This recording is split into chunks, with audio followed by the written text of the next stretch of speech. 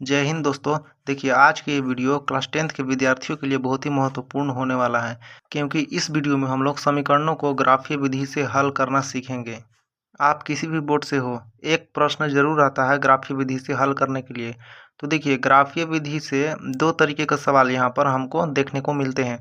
पहला ऐसा कि दो समीकरण दे दिया जाता है, डायरेक्ट आपको समीकरण दे दिया जाएगा दो गो, और उससे कहा जाएगा कि आप ग्राफीय विधि से हल कीजिए। या फिर आपको इस तरीके से एक क्वेश्चन दे दिया जाएगा और उसके बाद कहा जाएगा कि आप ग्राफीय विधि से हल कीजिए। तो इस तरीके के जो सवाल होते हैं उसमें समीकरण नहीं दिया होता है, तो हमें समीकरण खोज कर निकालना पड़ता है।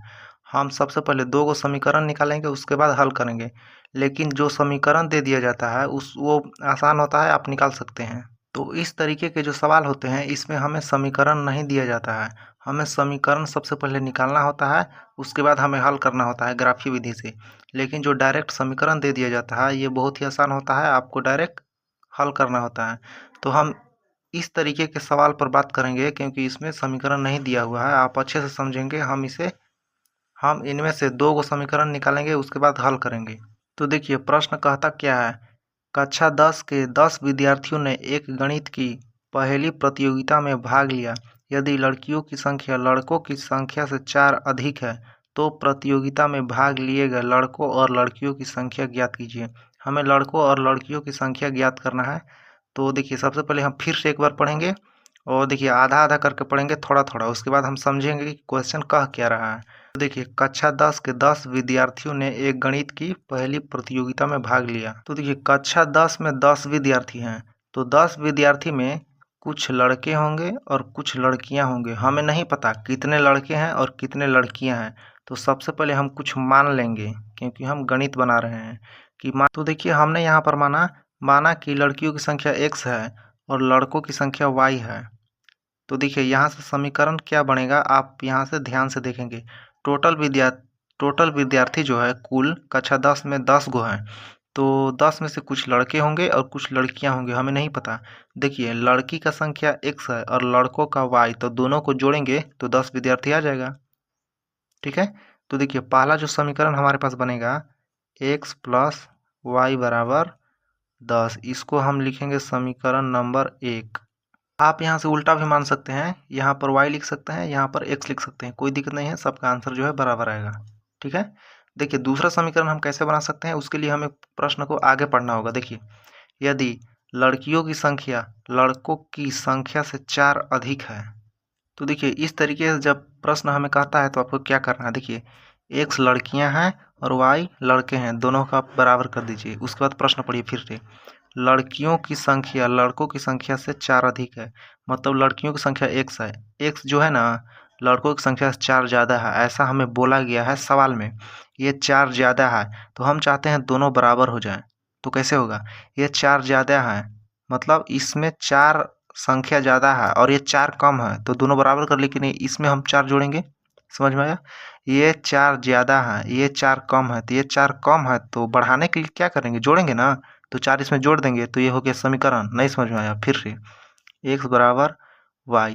देखिए, ये 4 ज़्यादा है और ये 4 कम है, तो इसमें हम 4 कम कर देंगे। देखिए, एक और तरीके से हम आपको बता रहे हैं, ये 4 ज़्यादा है तो इसमें से हम 4 घटा देंगे, तो दोनों समीकरण एक ही है। कैसे, देखिए 4 इधर प्लस में है, तो इसको उठा के इधर लाएंगे तो माइनस में होगा ना, तो वही चीज़ यहाँ पर बन गया है, x माइनस 4 बराबर y। तो दोनों चीज़ एक ही है, आप घबराएं नहीं। ठीक है, ये हो गया दूसरा समीकरण। आप ये भी लिख सकते थे, कोई दिक्कत नहीं है। इतना करने के बाद अगर हमें ग्राफीय विधि से हल करना है तो x और y के दो दो वैल्यू होने चाहिए, दो दो मान हर एक समीकरण का। तो सबसे पहले हम यहाँ पर लिखेंगे समीकरण 1 का चेक करेंगे हम। तो आपको क्या करना है, एक बॉक्स बनाना है इस प्रकार से, ऐसे, और बीच में एक लाइन, और ऐसे करके x लिखना है, y लिखना है, इसके बाद एक और यहाँ पर। ठीक है। तो देखिए, पहला समीकरण से हम ले रहे हैं, तो पहला समीकरण हम यहाँ पर लिख देंगे। तो क्या है, x प्लस वाई बराबर 10। उसके बाद हमें एक एक कर कर यहाँ पर मान रखना है। चाहे आप सबसे पहले x का मान रख दीजिए और यहाँ पर y का मान निकल कर आ जाएगा, चाहे आप y का मान लिखिए और आपको यहाँ से x का मान निकल कर आ जाएगा। आप कोई भी नंबर लिखिए, कोई भी संख्या लिखिए, आपका सब सही बनेगा। चाहे 0 लिखिए, 1 लिखिए, 9 लिखिए, 10 लिखिए, कुछ भी लिखिए, आपका मन। ज़्यादा बड़ा नहीं लिख दीजिएगा, नहीं तो फिर दिक्कत हो जाएगा ग्राफ बनाने में। तो आप कुछ भी लिखिए, कोई दिक्कत नहीं है। तो मान लीजिए हम y का 0 लिख देते हैं। आप चाहे तो x का भी 0 लिख सकते हैं, कोई दिक्कत नहीं है। तो y का मान 0 यहाँ पर लिखना है, y का मान 0, ये 0 लिखेंगे तो क्या होगा, x प्लस 0 बराबर 10। तो यहाँ से x बराबर 10 आ जाएगा। तो 0 लिखे तो 10 आया, तो इसके ऊपर लिखेंगे 10। उसी प्रकार से हम y का मान एक और लिखेंगे। आप चाहे तो यहाँ पे लिख सकते थे, यहाँ पर कुछ भी लिख दीजिए, आपका फिर ये निकल कर आ जाएगा आपका मान। तो मान लीजिए हम x का मान यहाँ पर लिख देते हैं अपने मन से 9।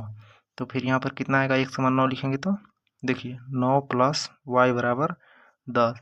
तो आप देखिए यहाँ से यहाँ है 10 और इधर प्लस 9 है, तो इधर रहेगा -9। तो 10 में से 9 घटेगा तो 1 बचेगा, तो यहाँ पर 1 हो जाएगा। तो देखिए उसी प्रकार से आपको दूसरा समीकरण में करना है। तो देखिए उसी प्रकार से बॉक्स बना लेना है। समीकरण 2, समीकरण 2 क्या था, x बराबर वाई प्लस 4। तो मान लीजिए हम y का वैल्यू 0 लिख दिए, तो x का आ गया 4। देखिए 0 लिखेंगे तो x बराबर 4 आएगा, और y का हम लिख दिए 1, तो y का लिख दिए यहाँ पर 1, ठीक है। तो 4 और 1 5 हो जाएगा x का। तो ऐसे ही आपको कर लेना है, आप कुछ भी लिखिए, कोई दिक्कत नहीं है। तो 2 बॉक्स बनाने के बाद अब हम बनाएंगे ग्राफ। तो देखिए इस प्रकार से आपको करना है। मैं यहाँ पर सादा पेज में बता रहा हूँ, आपको मैं फिर ग्राफ पेज में भी बनाकर बताऊँगा, ठीक है, इसी वीडियो में। तो देखिए x का मैक्सिमम वैल्यू मतलब ज़्यादा से ज़्यादा 10 तक गया है, हमने जो बनाया है। देखिए x का मैक्सिमम 10 तक गया है, और y का मैक्सिमम जो गया है 1 तक गया है, तो वो ठीक है, x का हम 10 तक बना लिए हैं। तो देखिए एक होता है प्लस एक्स, एक होता है माइनस एक्स। तो देखिए इस तरीके, इधर जो होता है प्लस एक्स होता है, इधर माइनस एक्स होता है। तो और इधर होता है प्लस वाई और इधर होता है माइनस वाई। तो खैर हमको माइनस वाई का ज़रूरत नहीं है, इसलिए हमने यहाँ पर नहीं लिखा है। आप चाहे तो लिख सकते हैं। डैश का मतलब होता है माइनस वाला, डैश का मतलब होता है माइनस वाला, ठीक है। तो 10 0, इसको हम लोग ऐसे भी लिख सकते हैं, 10,0। शुरू वाला जो होता है x का मान होता है, और ये जो दूसरा होता है y का होता है। तो x का 10 y का 0, हम यहाँ पर देखेंगे x का 10 y का 0 कहाँ होगा, यहीं पर होगा, यही हो गया x का 10 y का 0, ठीक है। और हम इसी में दूसरा देखेंगे, x का 9 y का 1, x का 9 y का 1। तो ये कहाँ पर मिलेगा, देखिए इस प्रकार से ऐसे ऐसे जाएगा, ऐसे ऐसे इस प्रकार से यहाँ पर हम ले लेते हैं, और देखिए यहाँ पर मैच करेगा ये। तो ये कितना है, x का 9 y का 1, कोमा देना है बीच में, और इस प्रकार से ब्रैकेट बंद। उसके बाद आपको दोनों को मिला देना है। देखिए दोनों बिंदु को, एक बिंदु यहाँ आया, एक बिंदु यहाँ, दोनों को मिला देना है, और इस समीकरण का नाम यहाँ पर लिख देना है। कौन सा समीकरण था, पहला वाला। पहला क्या था, x प्लस वाई बराबर 10। तो आपको यहाँ पर लिख देना है इसी में। अब देखिए दूसरा, x 4 y 0, x 4 y 0 यहाँ पर आएगा, x 4 y 0। उसके बाद x 5 y 1, x 5 y 1, तो इसी लाइन पर आएगा, यहाँ पर आएगा x 5 y 1। अब फिर से ये दोनों को मिला देना है। तो देखिए यहाँ पर हमने मिला दिया है।